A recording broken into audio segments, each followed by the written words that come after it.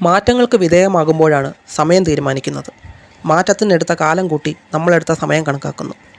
അതുപോലെ നിങ്ങൾ ഏത് കാലത്ത് കണ്ടാലും വർത്തമാനത്തിൽ നിന്ന് ഭൂതകാലത്തേക്ക് സഞ്ചരിക്കാൻ കഴിയുന്ന, അല്ലെങ്കിൽ ഭൂതകാലത്തെ വർത്തമാനത്തിൽ നിർത്തുന്ന ഒരു മലയാള സിനിമ അരവിന്ദൻ്റെ സംവിധാനത്തിൽ പുറത്തിറങ്ങിയ വാസ്തുകാര.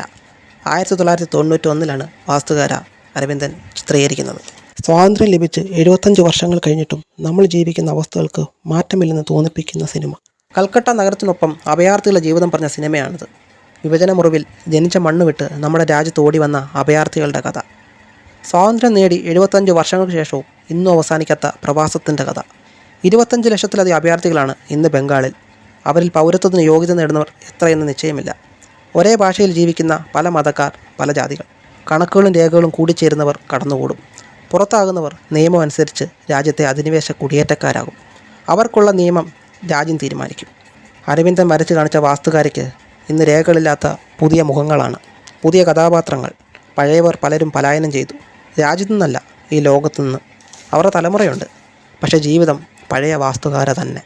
സിനിമ കണ്ടു തീർത്ത് ബംഗാളിലെ തെരുവുകളിൽ നടക്കുമ്പോൾ ആ കാഴ്ചയിൽ നമ്മുടെ മനസ്സിൽ ഉയരുന്ന ചോദ്യമാണ്, 75 വർഷത്തെ അഭയാർത്ഥികളുടെ, ബംഗാളികളുടെ ഈ വാസ്തുകാരയ്ക്ക് അവസാനമാകുന്ന ദിവസമുണ്ടോ? 2025 കാണാത്തവർ ഈ സിനിമ തീർച്ചയായും കാണണം. അരവിന്ദൻ സംവിധാനം ചെയ്ത വാസ്തുകാരെ അറിയണം. നന്ദി, നമസ്കാരം.